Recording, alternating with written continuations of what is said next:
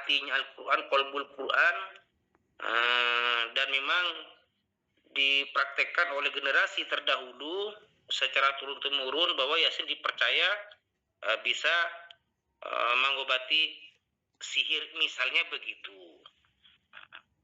Jadi teman-teman, sekali lagi saya tegaskan, tidak boleh bertanya ini ilmiah atau tidak, ini ada dasarnya apa tidak dalam agama.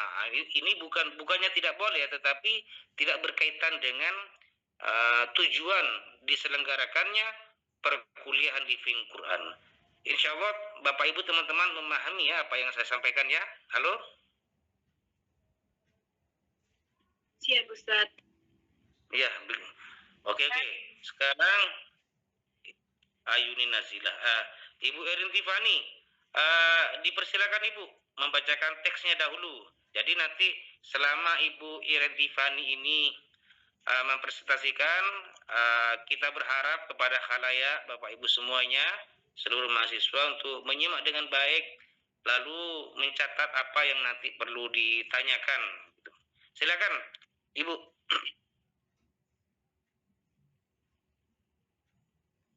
Bismillah.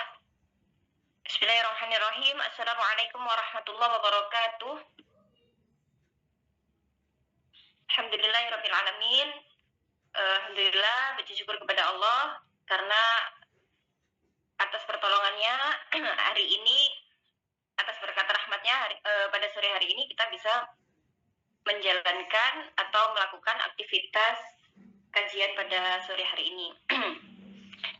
Kemudian yang kami hormati pada Ustadz Muhammad Ali MTHI dan rekan-rekan yang berbahagia. Di sini saya hanya membaca dari apa yang sudah dikerjakan sama Ibu Siti Maulidah yang nanti insya Allah akan dijelaskan oleh beliau. Jadi judul yang beliau angkat atau yang beliau tuliskan adalah resepsi Al-Quran dalam gerakan dakwah urban. Studi kasus Majelis Taklim Khairun Nisa atau disingkat MTK di Masjid Diponegoro, Jalan Diponegoro, Surabaya. Oke, next Mbak. Pendahuluan. Living Al-Quran. Al-Quran yang hidup dalam praktik sosial. Al-Quran tidak hanya diposisikan sebagai teks normatif yang dibaca dan ditafsirkan secara akademik, tetapi juga hadir dan dihidupkan dalam praktik keseharian umat Islam. Dalam masyarakat urban, tantangan keberagaman menjadi semakin kompleks. Ritme hidup yang cepat, individualisme, serta heterogenitas latar belakang sosial seringkali mempengaruhi cara masyarakat memaknai ajaran agama. Di tengah kondisi tersebut, muncul berbagai komunitas dakwah urban yang berupaya menghadirkan kembali nilai-nilai Al-Quran secara lebih kontekstual dan relevan.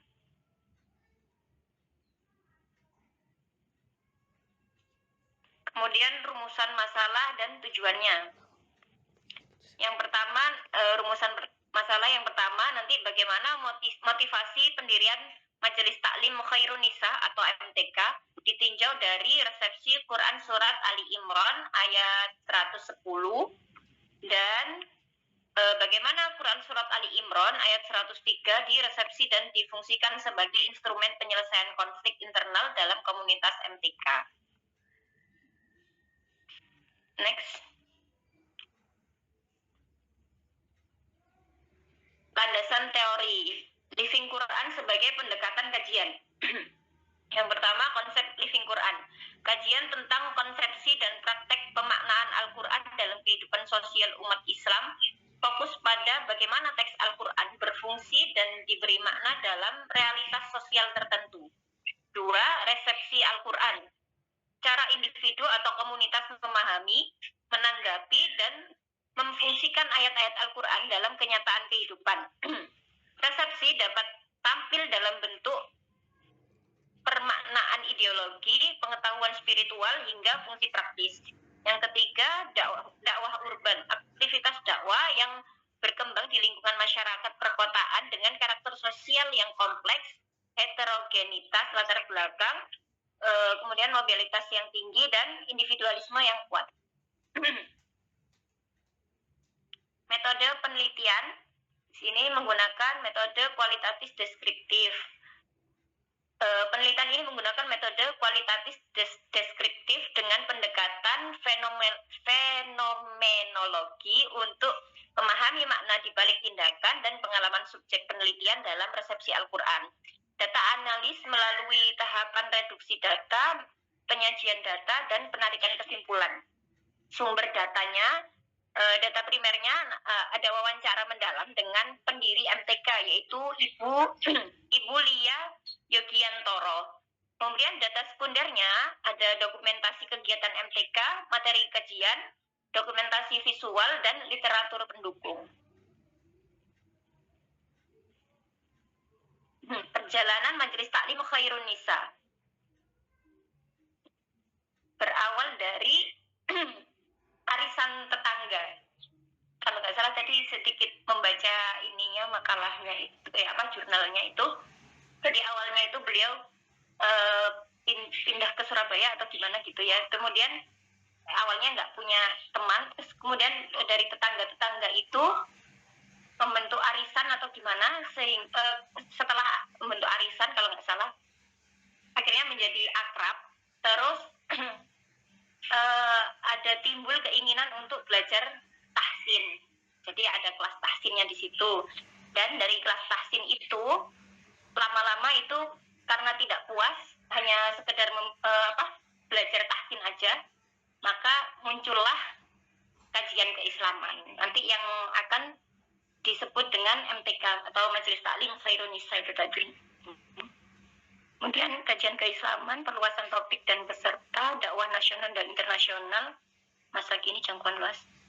Jadi ini MTK terbentuk melalui proses ketidaksengajaan yang mengalir seiring perjalanan hijrah pendirinya, yaitu Bu Lia tadi, dimulai dari perpindahan domisili Surabaya ke Tangerang Selatan, lebih dari 2 dekade lalu. Kemudian MTK atau Majelis Taklim Khairun Nisa berkembang dari arisan tetangga sederhana menjadi komunitas dakwah yang menjangkau Jabodetabek hingga jamaah dari luar pulau dan luar negeri. Masya Allah.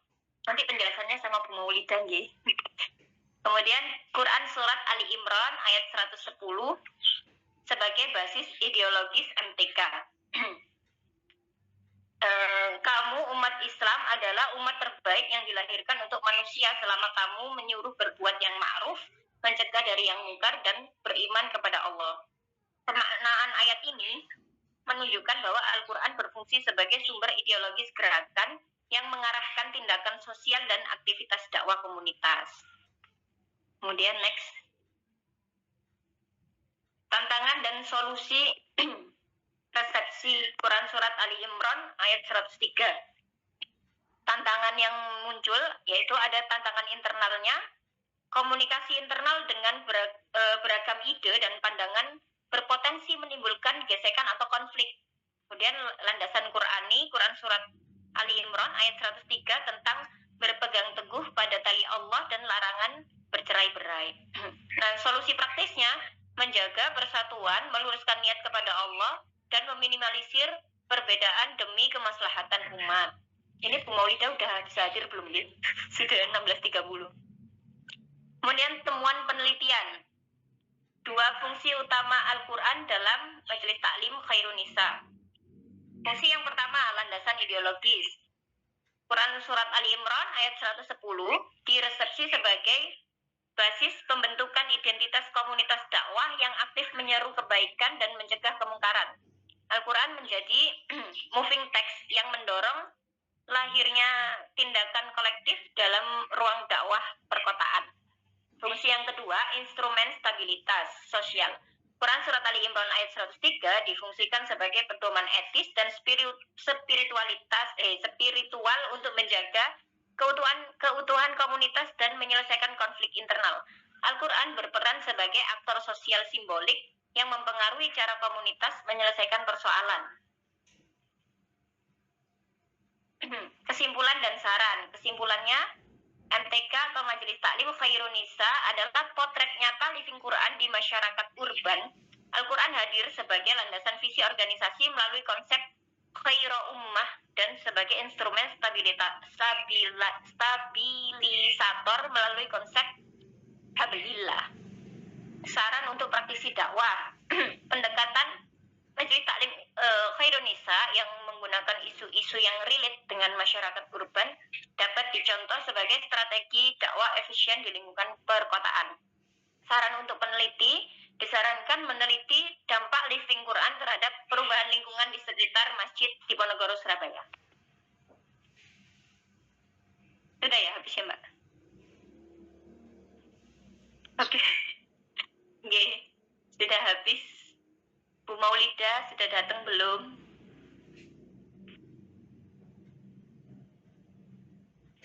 Untuk penjelasannya kita menunggu Bu Maulida nggih Ustaz. Ngapunten. Terima kasih. Assalamualaikum Ibu. Waalaikumsalam Ibu Nur Oke. Oh, sampun rawuh Ibu Siti Maulida. Sampun Pak Ustaz. Nggih, monggo. Alhamdulillah sampun. Terima kasih buat Saudara Erin untuk dibacakan PPT saya.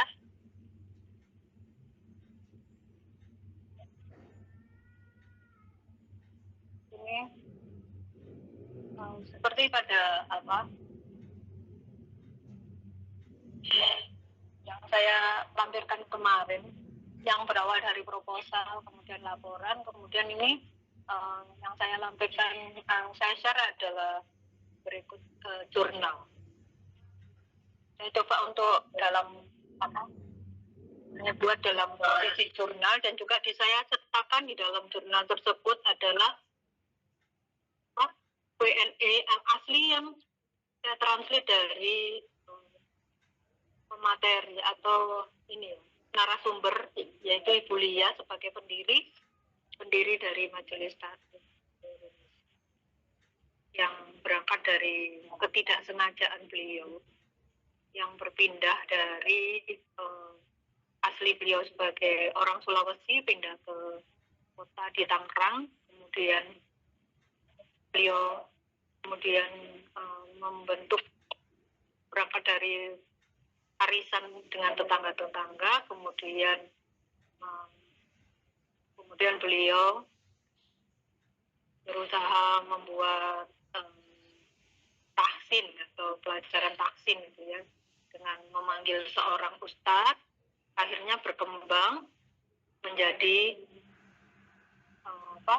kajian-kajian yang relate dengan kondisi yang terjadi di sekitar wilayah Tangerang Selatan, tepatnya di Bintaro. Kemudian beliau adiknya ada di Surabaya, di mana ditempatkan sekitar rumahnya di Jalan Diponegoro, sehingga bekerja sama dengan Masjid Diponegoro di Jalan Diponegoro, akhirnya diperluas kajian tersebut menjadi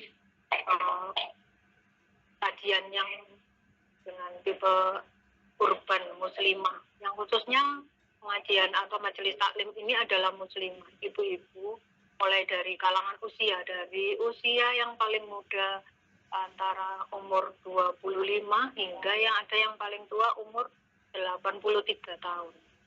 Nah, dalam studi kasus ini saya tidak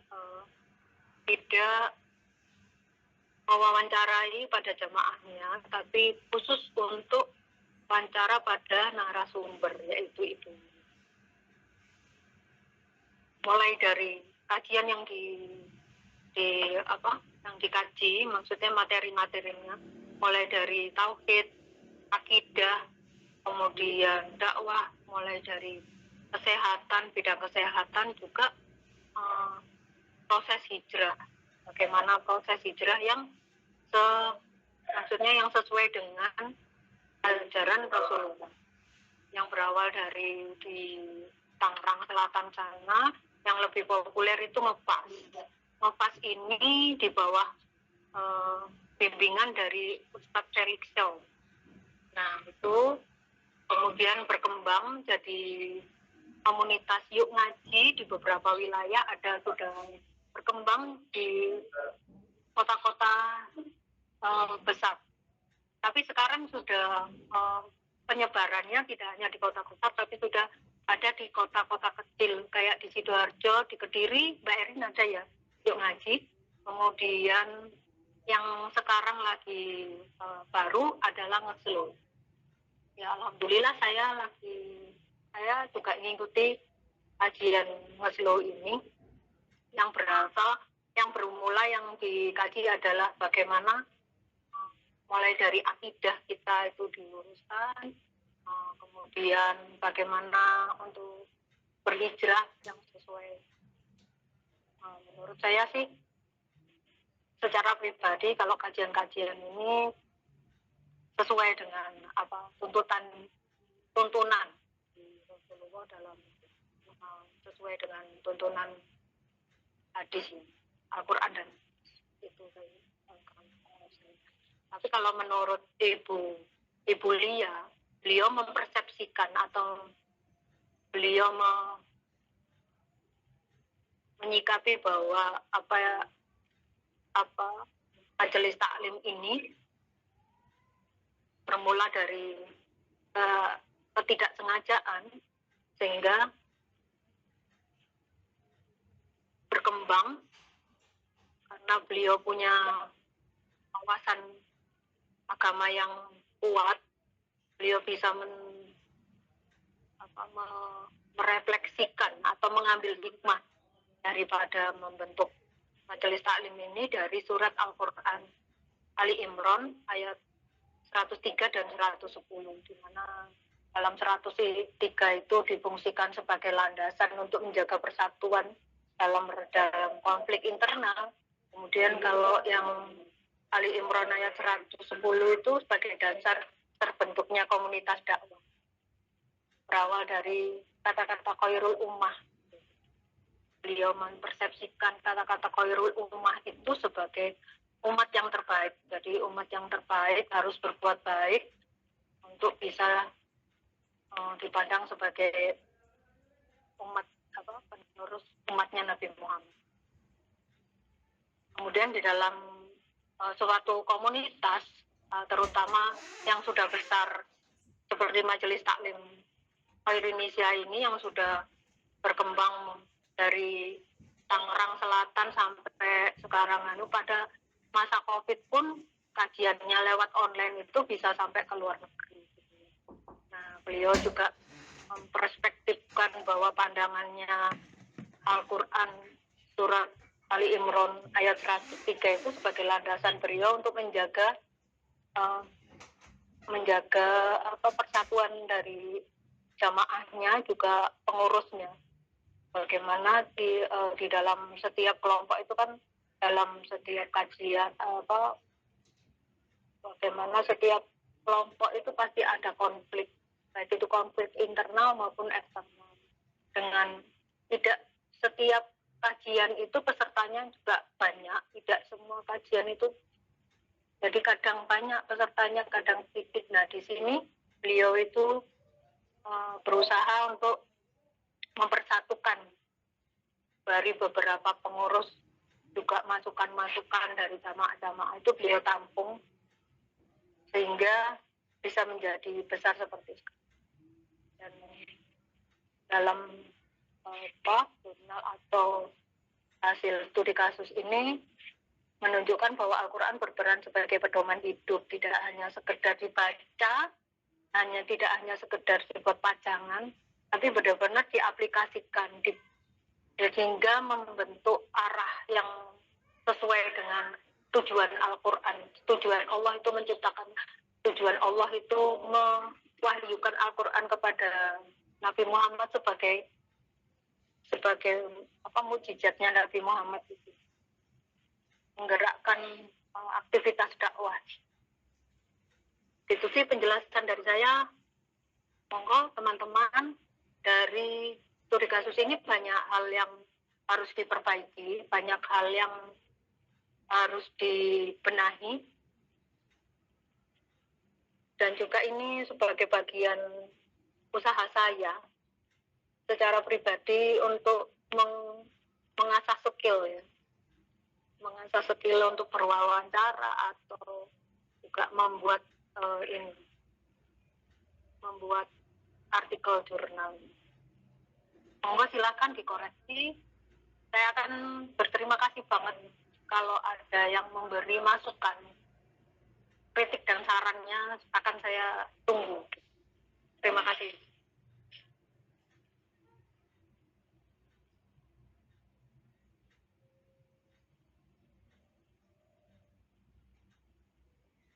Baik, izin saya mau bertanya dulu, Bu Maulida. Monggo Pak Saiku. Tertarik sekali dengan apa yang menjadi penelitian jenengan, ya. Kebetulan ya minggu depan juga waktunya saya. Dalam laporan atau makalah yang jenengan sampaikan, ini mungkin ada sedikit yang perlu saya tanyakan, ya. Bahwasanya Living Quran atau resepsi Al-Quran sebagai gerakan dakwah urban. Ini kan kaum urban itu kan kaum perkotaan yang terdiri dari berbagai macam background, ya, kompleks lah yang dengan sampaikan tadi. Nah, ini yang saya tanyakan, yang pertama, apa sih yang menjadi tantangan dalam menjaga keistiqomahan, ya, menjaga agar kegiatan Living Quran dalam hal ini yang dilakukan oleh MTK, Majelis Taklim Khairun Nisa. Jadi apa saja yang menjadi tantangan agar jamaah ini selalu istiqomah. Kemudian yang kedua, saya tadi nyari, ya, mungkin saya kelewatan atau apa, sejak kapan sebenarnya kegiatan MTK ini ada, ya, khususnya tadi kan dari Tangerang, kemudian di Surabaya juga gitu, Bu Maulida, ya. Nah, itu sejak kapan, sejak kapan di Surabaya, terus sudah berapa lama gitu loh.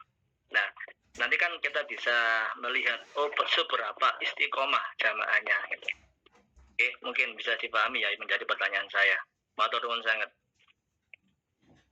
Terima kasih Pak atas pertanyaannya. Di dalam Q&A mungkin nih saya yang juga kurang mendalam, ya, untuk bertanya pada narasumber. Beliau menjelaskan itu 2 dekade, Pak. Sudah 2 dekade MTK ini berdiri, berawal dari di Tangerang itu, dari Blitar. Pindah ke Surabaya mungkin masih kurang lebih 5 tahun. 5 tahun, dan itu terputus dengan pada tahun pertama, baru tahun pertama kemudian ada pandemi. Jadi kegiatan ini dilakukan secara online, ya. Waktu pandemi kan semuanya serba online. Nah, yang membuat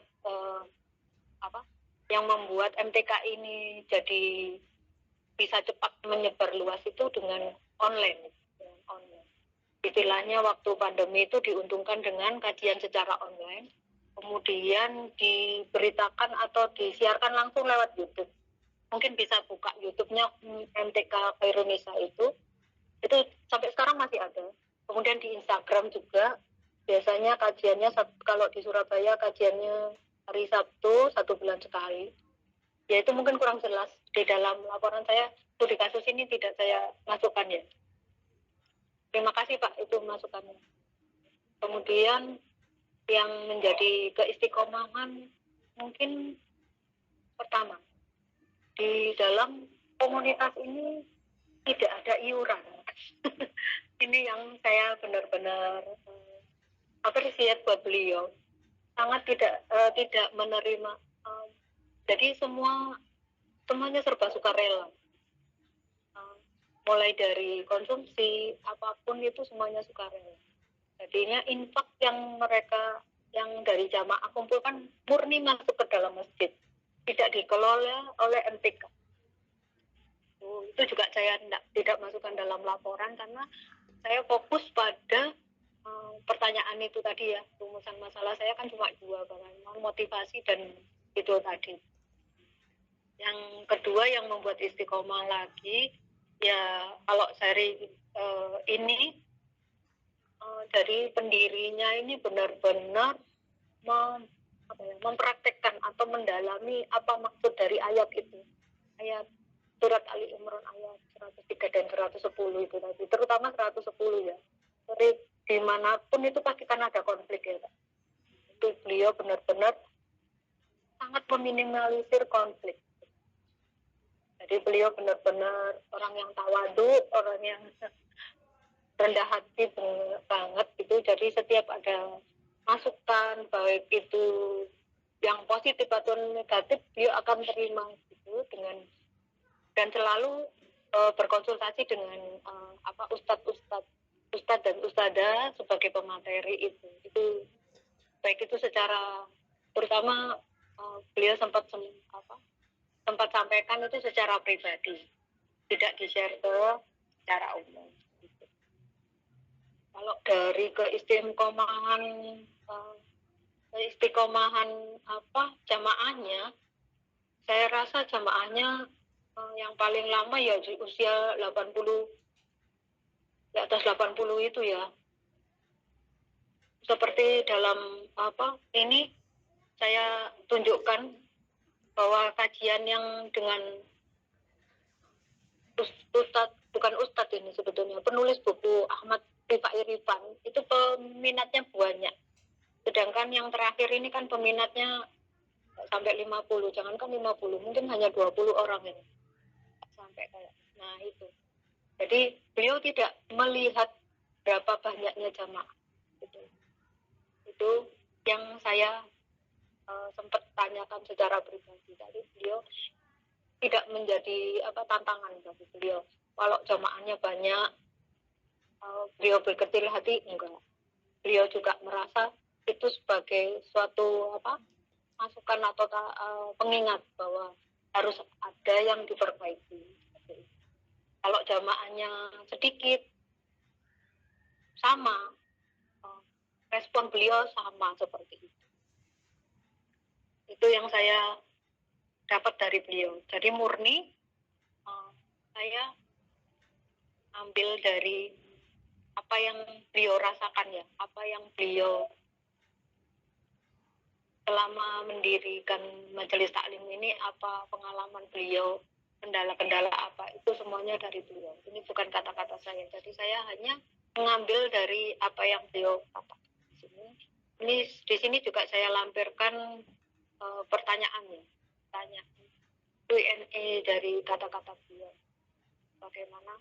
Saya hanya menanyakan awal mulanya berdirinya, motivasinya apa, kemudian bagaimana cara menghadapi hambatan dan tantangannya, dan bagaimana cara menghadapi konflik internal itu seperti apa. Namanya manusia sih, tetap ada rasa capek, lalu kesahnya ada, tapi beliau selalu kembali kepada Al-Quran. Itu yang kata-kata beliau yang saya benar-benar menjadi pelajaran bagi. Gimana Pak?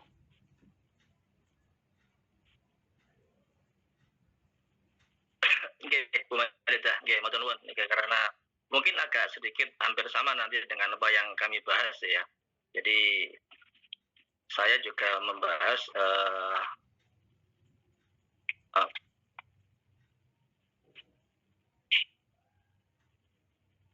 saya juga kebetulan membahas di lingkungan yang heterogen juga. Jadi di sebuah perumahan itu kan macam-macam backgroundnya. Ada yang orang yang benar-benar peduli dengan agama, ya, ada yang setengah-setengah, bahkan ada yang abangan, ya. Termasuk tanda kutip bendera ya. Ada yang orang hijau, ada yang biru, berarti latar belakangnya memang beda-beda. Ya, ternyata itu memang ada tantangan tersendiri, Bu Maulida. Ya, baik, terima kasih atas penjelasannya. Oh ya, tadi saya juga mungkin kurang jeli atau bacanya itu yang majelis Ta'lim Khairun Nisa niki apakah hanya tergantung atau dipimpin oleh seorang saja, Bu Maulida? Ya, misalnya si ibu tadi tidak ada, itu apakah sudah ada yang siap menggantikan? Seperti apa, Bu Malika? Kan misalnya tergantung satu tokoh saja atau gimana? Kalau yang di Surabaya kan dengan adiknya. Adiknya Oh, ada. lebih, iya. Ada. Oh, okay. Jadi misalnya Iya, regenerasinya sepertinya juga sudah terpikir oleh beliau gitu. oh, nggih nggih nggih. Nggih nggih, matur nuwun. Nggih, matur nuwun, itu mungkin beberapa pertanyaan dari saya. Matur nuwun. Monggo teman-teman yang lain.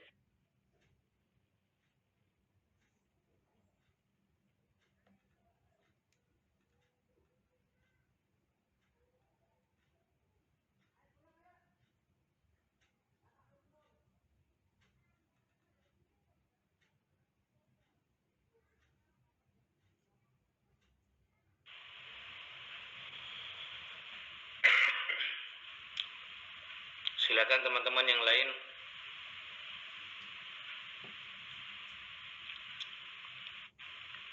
Halo Bapak Ibu, apakah suara saya bisa didengar Ibu? Bapak jernih ya? Nggih, Jelas, Ustaz. Baik, sembari kita menunggu masukan, pertanyaan, saran dari teman-teman yang lain, Ibu Maulida dan teman-teman semuanya, ayat ini secara langsung menjadi motivasi. Wal takum minkum ummatu yad'una ilal khair, itu jelas sekali ya, bahwa melalui ayat ini manusia diseru untuk menjadi teladan yang baik. Ummatum minkum yad'una ilal khair, menyuruh kepada kebaikan dan mengingkari kemungkaran, yang singkatnya manusia diseru untuk menjadi komunitas yang baik, komunitas dakwah. Diperkuat juga dengan kuntum khairu ummatin ukhrijat linnas. Jadi Al-Quran dalam konteks ini living, hidup pada aspek pemaknaannya. Jadi ruh, semangat, pesan yang dibawa oleh Al-Quran inilah yang menjadi motivasi, memotivasi komunitas tersebut untuk menjadi semacam komunitas dakwah. Jadi livingnya di sini langsung pada pemaknaan ayat ini. Nah, kiranya tadi presentator, kalau tadi yang menggerakkan ayat ini yaitu pendirinya, sehingga dari ayat ini sang pendiri membentuk kelompok-kelompok pengajian dan yang semacamnya. Apakah kemudian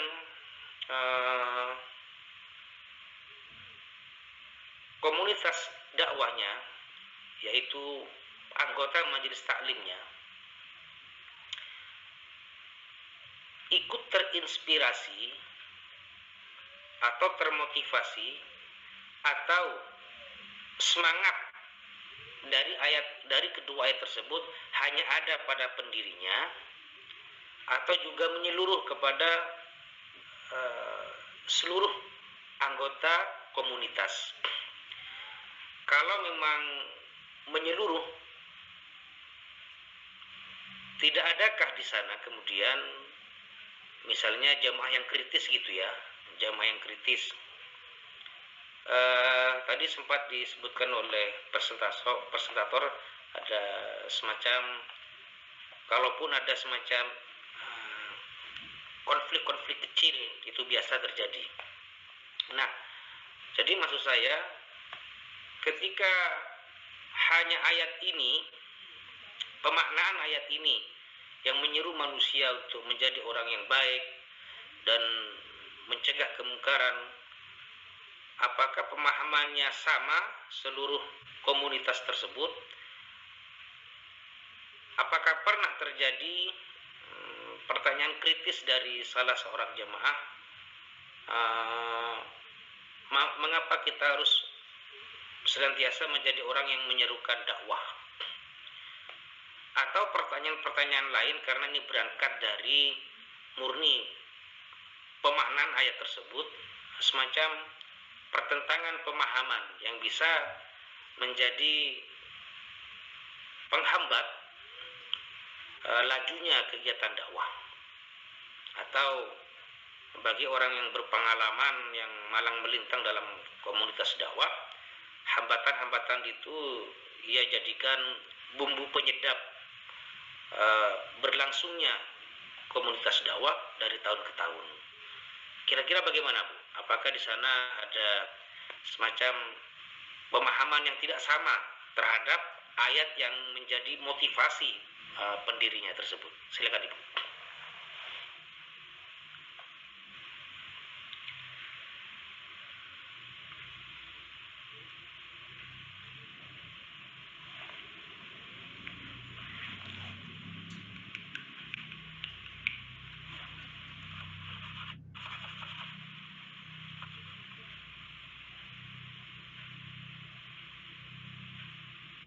Halo?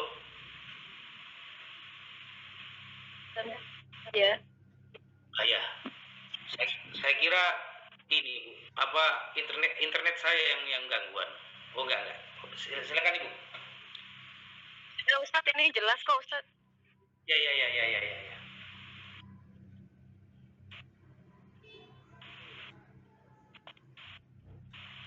Saya tegaskan lagi pertanyaan Ibu ya, dengan pertanyaan lain, tapi satu konteks Ibu. Ya. Bahwa Ibu Maulida dan teman-teman semuanya,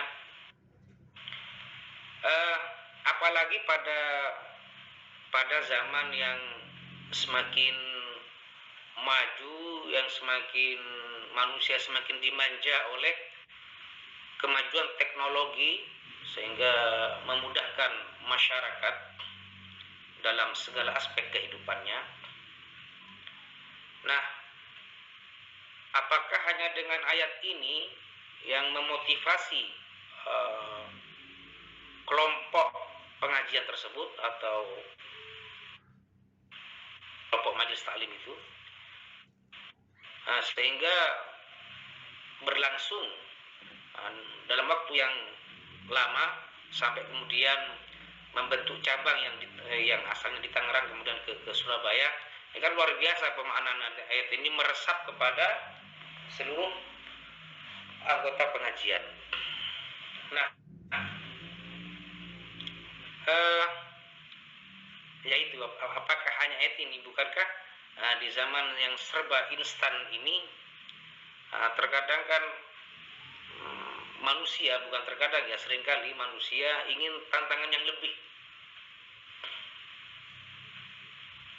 Masihkah ayat ini menjadi pembakar atau penggerak sehingga Manda tetap istiqomah, tetap kontinu melaksanakan kegiatan majelis taklim tersebut? Bukankah setiap beberapa menit sekali atau beberapa waktu kemudian manusia zaman modern, terlebih pada hari ini, disibukkan dengan berbagai kepentingan dan kebutuhannya ya. Begitu saya kira. Silakan, Ibu. Oh, ini kan sebatas saya, pertanyaannya hanya motivasi dan awal mula berdirinya kan. Kalau iya, kalau menurut dalam ini saya kan bagaimana motivasi pendiriannya ini sama bagaimana manajemen konflik di dalam internal komunitas itu dihadapi dengan tantangan yang begitu banyak.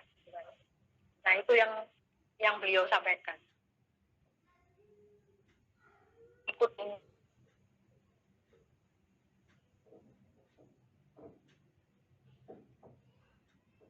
tidak dituangkan dalam tanya jawab saya ini banyak, terutama awal-awal beliau beliaunya itu hanya sekedar sebagai pelajaran tahsin. Dari pelajaran tahsin kemudian menjadi kajian hijrah di bawah Ustadz Felix Zhou itu, beliau termotivasi itu dari itu. Pertama, didukung oleh Ustadz Felix Zhou untuk membuat majelis taklim itu. Jadi pelajaran tahsin itu terus di sela-sela harinya itu diselipi dengan adanya kajian hijrah. Kajian hijrah beliau itu pertama mengungkap belajar tauhid itu bagaimana. Kalau hijrah sesuai Nabi itu bagaimana? Maksudnya tauhid apa sih yang kalau yang saya pelajari itu dari beberapa yang ya hampir sama sebetulnya ininya panduannya itu apa maksud penciptaan manusia gitu yang ditanyakan. Terus apa maksudnya, apa motivasimu beragama itu? Apa sih beragama itu apa? Tuhan itu apa? Itu berawal dari situ, Ustaz. Itu kalau menurut ini ya, saya secara pribadi itu hanya untuk tidak dalam saya tuangkan dalam ini, dalam kajian ini, dalam resepsi Al-Quran ini, dalam dakwah urban ini. Itu berawal dari situ. Sehingga peminatnya banyak. Karena kan orang hijrah kan macam-macam motivasinya itu. Karena lebih mendalam pada tauhid itu tadi, kemudian alasan harus beragama, kenapa harus beribadah, kenapa harus beramal soleh. Nah itu dipandu, ada panduannya secara book dan itu harus diikuti, tidak boleh putus gitu. Istilahnya kajian itu harus continue gitu. Jadi kalau nggak ikut sekali dua kali ya dari awal nggak ikut sekali dua kali ya nggak bisa ngikutin lagi karena itu berlanjut terus. Nah itu dari situ beliau itu termotivasi untuk akhirnya membuat membuat majelis taklim Indonesia itu yang awalnya ya hanya sekedar belajar tahsin dan belajar tauhid, tidak begitu istilahnya tidak terkoordinat dan tidak terstruktur seperti ini. Jadi yang memotivasi untuk bikin ini ya dari ayat Al-Quran itu, ayat surat Ali Imran 110 dan 103. Itu yang saya ambil untuk kajian studi kasus ini. Saya fokuskan pada itu. Tapi kalau secara pribadi untuk tanya jawab, ya beliau berawal dari kajian tahsin yang di sela-selanya mengupas bagaimana harus bertauhid, bagaimana harus sholat, yang itu harus gimana, harus memahami ayat-ayatnya, harus menghafal, harus istilahnya ya belajar membaca Al-Quran itu harus tahu ininya, artinya. Jadi tauhidnya benar-benar beliau udah ini ya kuat banget. Jadi meskipun tantangannya dalam majelis taklim ini, pembicaranya juga ustadz-ustadz yang terkenal di Indonesia gitu kayak Ustadz Felix Zhou. Kemudian untuk parenting itu Ustadz Bendri, kemudian Ustadz Bendri Jayusman, kemudian sempat sama Ustadz Abikim, kemudian sama Ustadz siapa yang pengarang Tiga Menara itu, buku Tiga Menara itu sempat juga beliau selalu mendatangkan beliau. Ustadz Abikim itu trainer motivator Surabaya, di nasional sudah seperti itu. Kemudian Abah Abimaki itu Ustadz.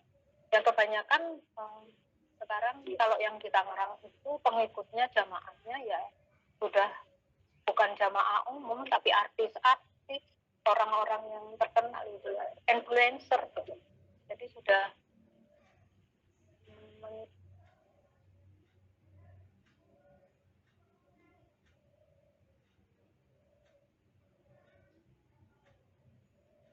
konsisten beliau dari istiqomahnya beliau itu menjaga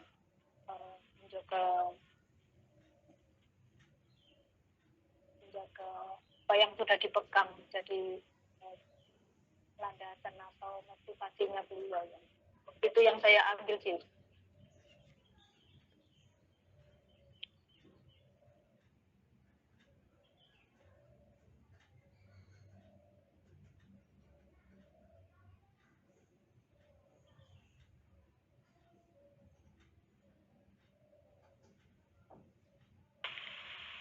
Baik Ibu Maulidah, bisa dipahami Ibu dengan baik. Ini mungkin jaringan internet dari atau punya saya atau yang di Indonesia ya yang terputus-putus suaranya. Teman-teman bisa kita pahami bersama ya. Penampilan kajian living Quran yang sebelumnya dengan yang sekarang berbeda ya. Berbeda topiknya, berbeda ya berbeda kasus nih Bang ya. Kalau yang pertemuan perdana pada pekan yang lalu yang menggerakkan masyarakat untuk senantiasa mengadakan kegiatan rutin itu kepercayaan terhadap Al-Quran, bahwa Al-Quran bisa memberikan media penyembuh. Sedangkan pada pertemuan yang sekarang ini langsung menyentuh pada makna dari ayat tersebut. Itu yang menggerakkan sebagai motor yang menggerakkan pendirinya untuk mengadakan kegiatan majelis taklim. Jadi livingnya pada pemaknaan ayatnya, sedangkan yang pertama itu livingnya pada kepercayaan masyarakat terhadap keberkahan yang ada dalam Al-Quran tersebut. Ya itu bisa itu. Dan ibu-ibu kalau mau, bapak ibu semuanya kalau mau, bisa ini dijadikan bahan skripsi.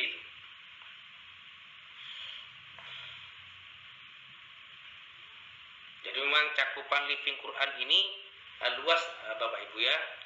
Intinya ada suatu kegiatan di masyarakat yang jangkar epistemologisnya. Apa itu maksud saya jangkar epistemologis itu ya? Acuan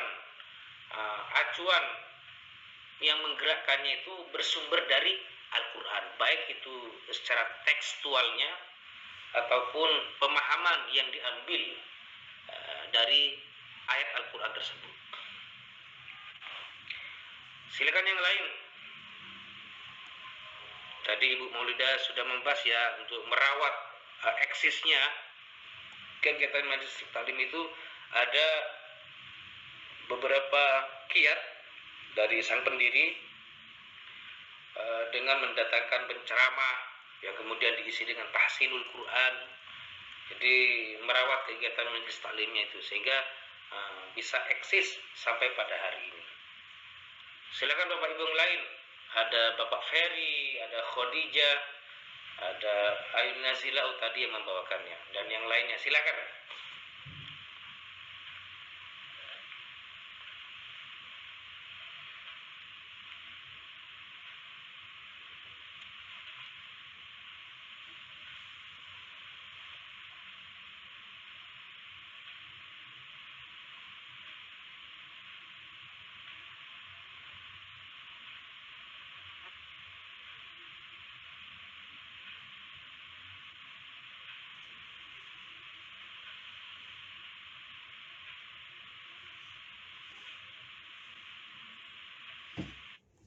Ustadz izin, karena nggak ada yang tanya, saya tanya lagi Ustadz nggih.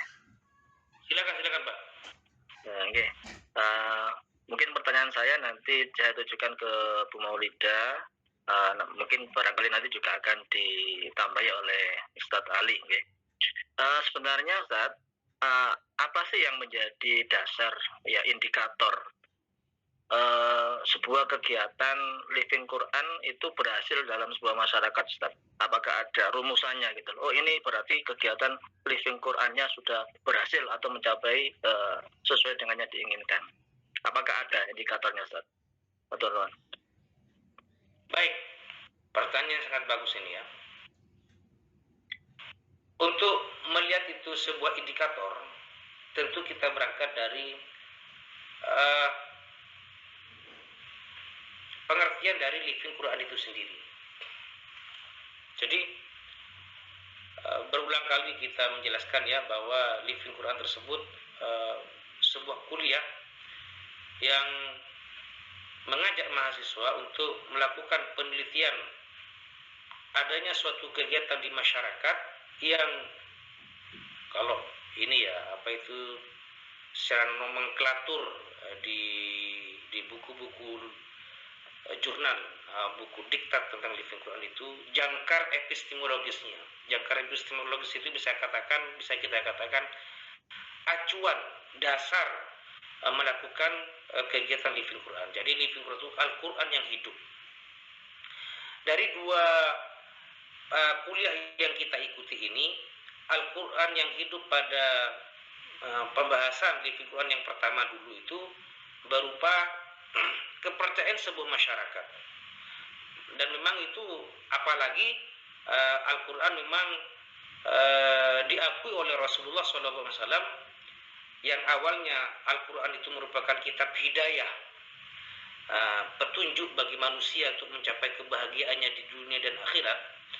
Rasulullah dalam sebuah hadis yang sahih itu memang terbukti mengakui bahwa waktu itu kasusnya adalah Al-Fatihah sebagai ruqyah, dan itu diakui oleh Rasulullah. Itu namanya hadis takriri. Jadi hadis itu ada hadis qauli, ada hadis fi'li, ada takriri, keputusan, pengakuan dari Nabi, atau dengan kata lain sunnah taqririyah, pengakuan Rasul terhadap apa yang diperbuat oleh umatnya itu termasuk atau disebut dengan sunnah taqririyah. Jadi di sana Al-Quran sebagai kitab hidayah juga berfungsi untuk media penyembuh, atau bahasa agamanya adalah ruqyah ya, itu diakui. Dan indikatornya adalah indikator bahwa Al-Quran bisa menjadi kegiatan yang bisa menyembuhkan sakitnya manusia. Indikatornya adalah berjalannya praktik penyembuhan yang berdasarkan Al-Quran. Berjalannya praktek upaya penyembuhan yang bersumber dari Al-Quran. Al-Quran itu dari juz 1 sampai juz 30, entah pakai surat Al-Fatihah, entah pakai surah Yasin, entah pakai surah apa saja, itu indikatornya. Jadi masyarakat bukan karena mengarang sendiri, tetapi memang ada sumbernya. Sumbernya yaitu hadis Rasulullah itu yang mengakui apa yang dilakukan oleh umatnya itu meruqyah dengan bacaan surat Al-Fatihah. Itu indikatornya. Lalu indikator yang ada pada Living Quran yang dipersembahkan oleh Ibu Siti Maulidah ini, yang dipresentasikan oleh Ibu Siti Maulidah ini, indikatornya adalah termotivasinya pendiri kegiatan majelis taklim, pendiri majelis taklim itu melalui pemaknaan ayat 103 dan 110 surah Ali Imran yang menekankan bahwa manusia harus menjadi orang yang menyuruh kepada kebaikan dan mencegah kemungkaran kepada yang lain. Sederhana sebenarnya Pak Saiful ya. Intinya indikatornya yaitu berjalannya suatu kegiatan yang dipicu oleh Al-Quran, baik itu teksnya maupun makna yang dibawanya. Nah, sementara ini sampai sekarang ini penelitian seputar Living Quran itu mungkin saya belum tahu ya, tetapi yang sedikit yang saya tahu lebih banyak kepada unsur teksnya. Nah, ini Ibu Maulidah ini termasuk yang sedikit ya. Jadi yang memicu, yang menggerakkan masyarakat melakukan satu kegiatan itu bersumber dari pemaknaan ayat Al-Quran. Sementara yang saya ketahui lebih banyak dari teksnya. Misalnya fenomena MTQ yang menggerakkan masyarakat untuk mengadakan MTQ apa? Yaitu bagaimana Al-Quran secara teks bisa dibaca dengan baik dan benar, ya, dan juga dilakukan, itu kan epistemologisnya mana? Wah, apa itu bahan yang untuk menggerakkan apa? Yaitu teks Al-Quran itu sendiri. Ada juga living Quran yang berkaitan dengan kaligrafi, yang menggerakkan individu-individu masyarakat untuk membuat kaligrafi yang bermacam-macam. Ya, ada khot Usmani, ada khot Kufi ya. Nah, saya kurang mendalami tentang kaligrafi ini, hanya sekedar tahu tentang namanya saja. Ini khot Kufi, ini khot apa gitu ya. Saya kurang paham itu. Yaitu dari Al-Quran itu sendiri. Al-Quran yang semula turun kepada Nabi berupa suara ya, misalnya wadduha wal laili idza saja, kemudian ditulis oleh masyarakat pada zaman sekarang ini dengan berbagai khot yang mereka ketahui. Indikatornya apa? Terpraktekkannya kegiatan masyarakat berdasarkan apa yang dikandung oleh Al-Quran, baik itu secara teks maupun maknanya. Saya kira itu Pak Saiful ya. Ini berbeda dengan kuliah ulumul Quran. Makanya sekali lagi di kuliah living Quran ini tidak ada ruang untuk ini salah, ini tidak benar. Ajaran Al-Quran tidak, ajaran Islam tidak seperti itu misalnya lah ya. Karena yang kita teliti adalah gejala yang timbul di masyarakat yang mengacu pada Al-Quran itu sendiri, baik secara teks maupun makna dari ayat Al-Quran yang menjadi acuannya. Saya kira begitu Pak Saiful. Yang lain silakan. Terus.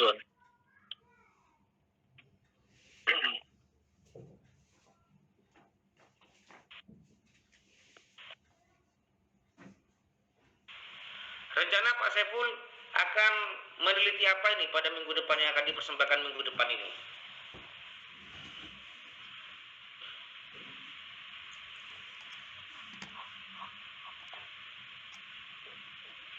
Ya Ustaz. Rencana apa yang ya? Ustaz, ya ini sedikit saya bocorkan ya. Maksud saya gini.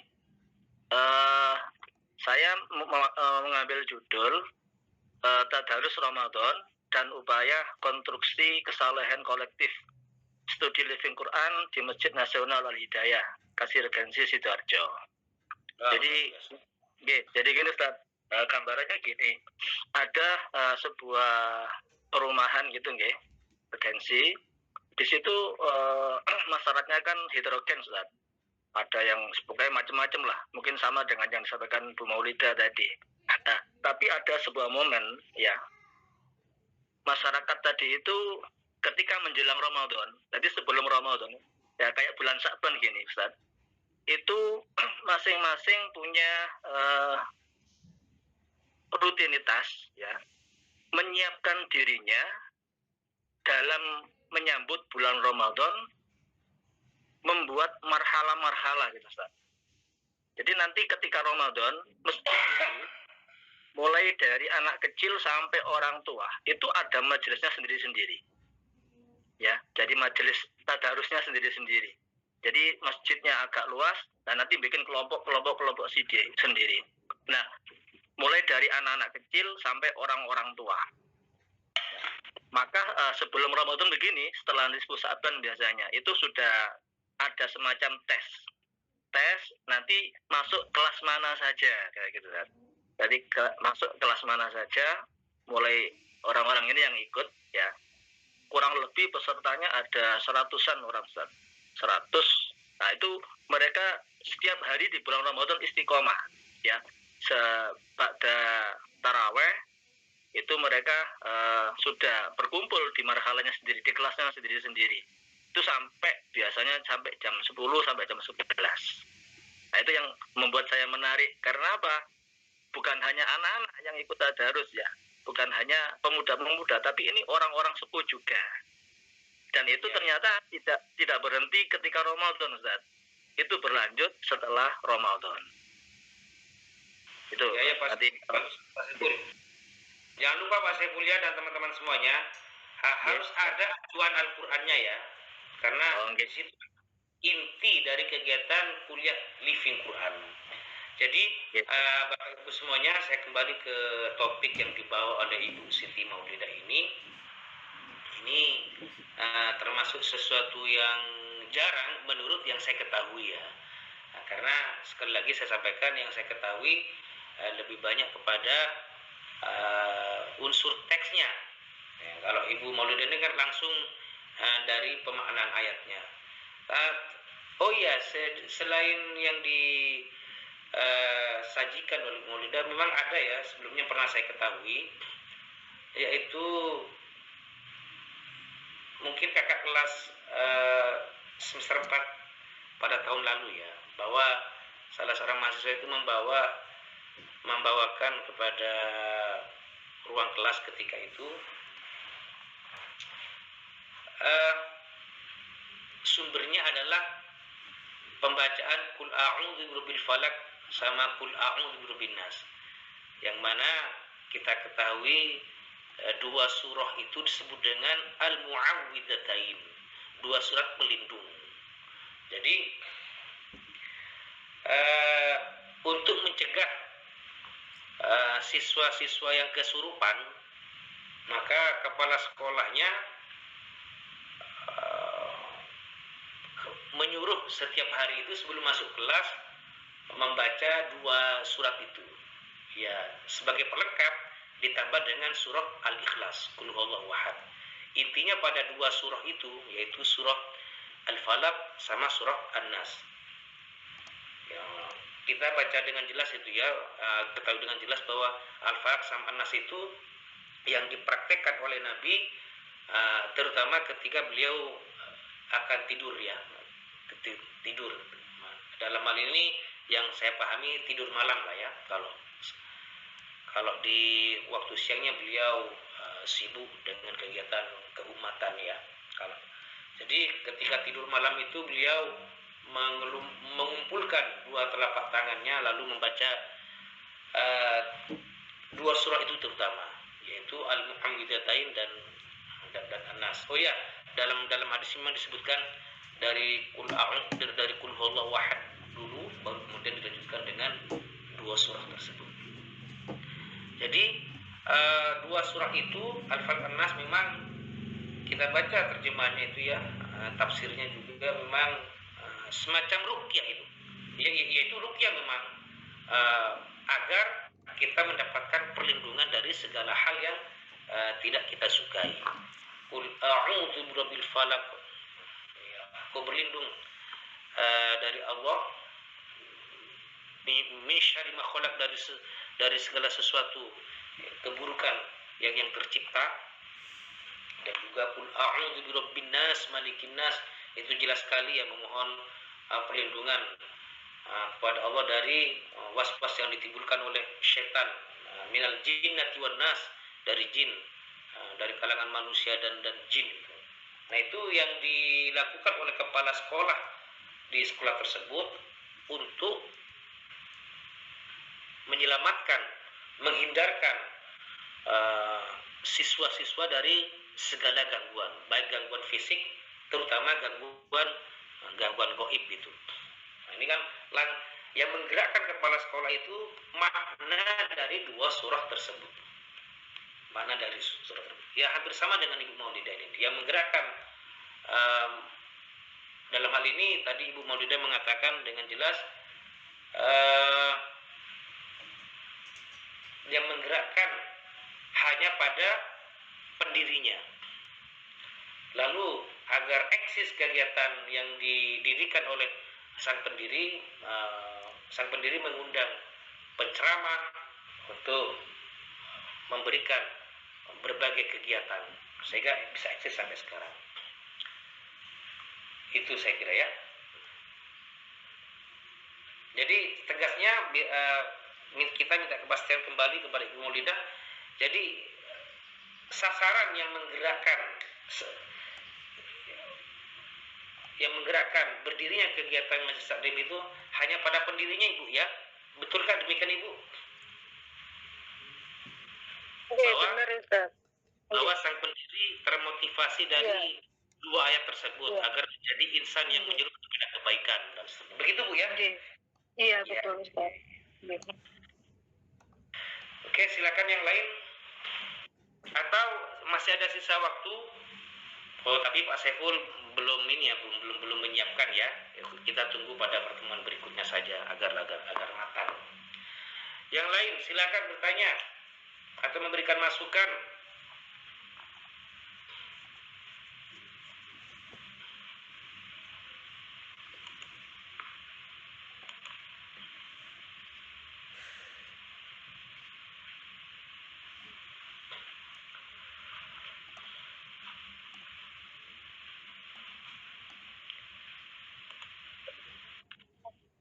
Barangkali bisa menjadi saran ke Ibu kalau diperlukan ya, kalau diperlukan. Karena memang majelis taklim itu terus eksis hingga sekarang dengan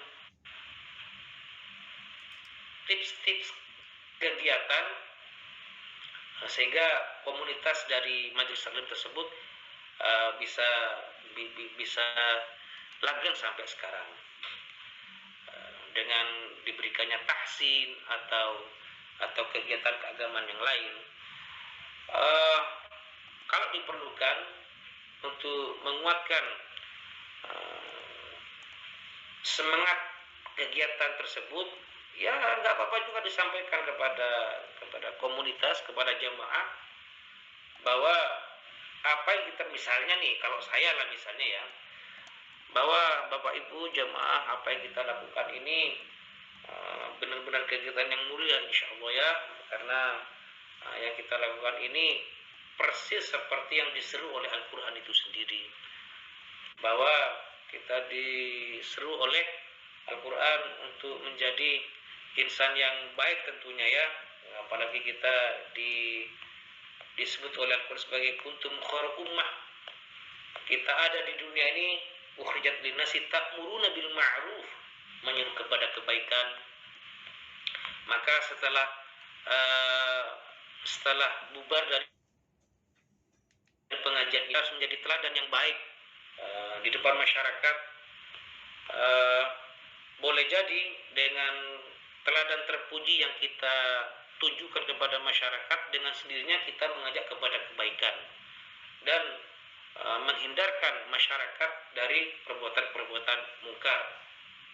Jadi dari contoh yang kita tampilkan dalam kehidupan sehari-hari di depan masyarakat itu bisa menjadi media dakwah. Nah, itu ya itu kalau diperlukan ya. Ya Ustaz.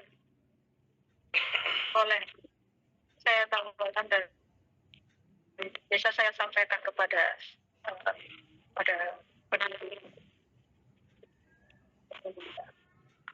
dari majelis taklim. Iya. Insya Allah saya berhubungan baik sih Ustaz dan beliau. Iya ya Bu. Karena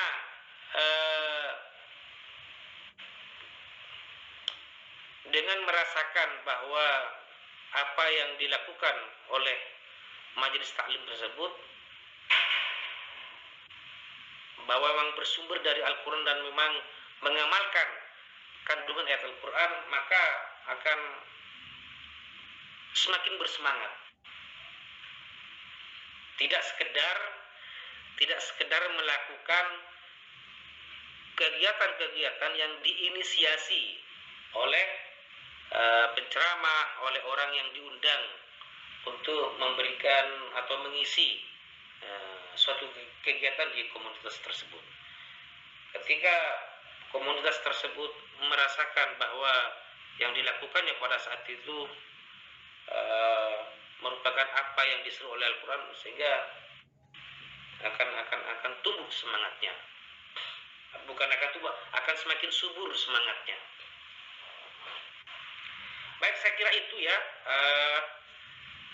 Jika memang tidak ada masukan lagi, tidak ada koreksi lagi, bolehlah ditutup atau sekarang Ibu kesimpulannya Ibu mau lihat kesimpulannya dari rumusan masalah tersebut, ulangi rumusan masalahnya, kemudian berikan kesimpulan sesuai dengan rumusan masalah yang Ibu tulis. Silakan Ibu.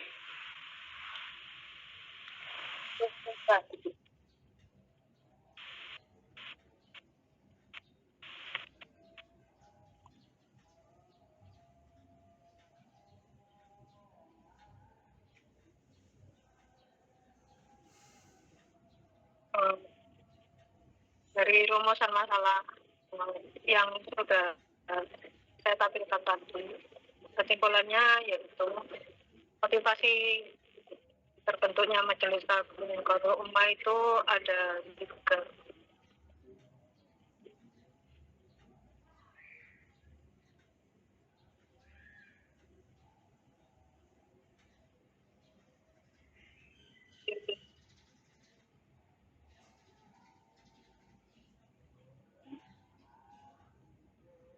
Untuk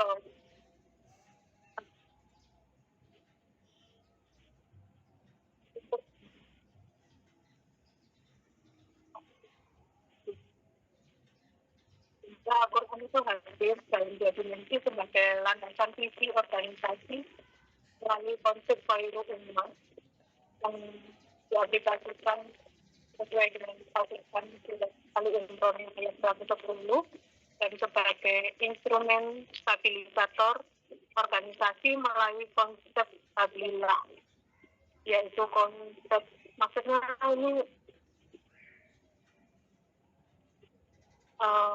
ada konsep dimiliki Allah dan hakim.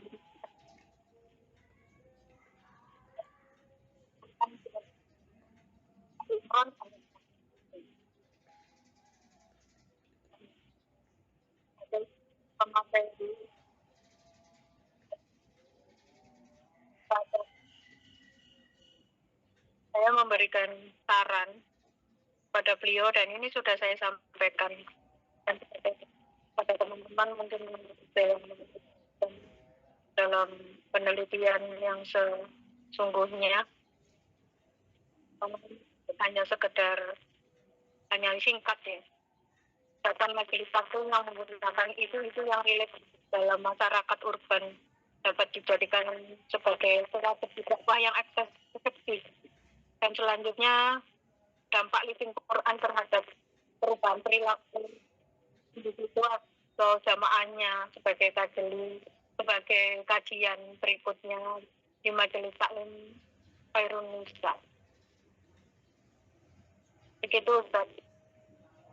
Dan terima kasih kepada teman-teman, juga kepada Ustaz atas masukannya, kritik dan sarannya, sehingga menjadi perbaikan ke depan buat saya juga buat semuanya. Terima kasih. Saya tutup dengan akhirul kalam. Wassalamualaikum warahmatullahi wabarakatuh. Mohon maaf apabila saya tadi juga terlambat masuknya karena ada berbarengan dengan udzur syar'i yang tidak bisa ditinggal. Terima kasih semuanya. Assalamualaikum warahmatullahi wabarakatuh. Waalaikumsalam warahmatullahi wabarakatuh. Baik Bapak Ibu, saya juga mohon izin untuk undur diri. Terima kasih atas bersedianya Bapak Ibu saya temani dalam bulan Living Quran ini, dan saya juga mohon maaf atas segala kekurangan saya. Wassalamualaikum warahmatullahi wabarakatuh.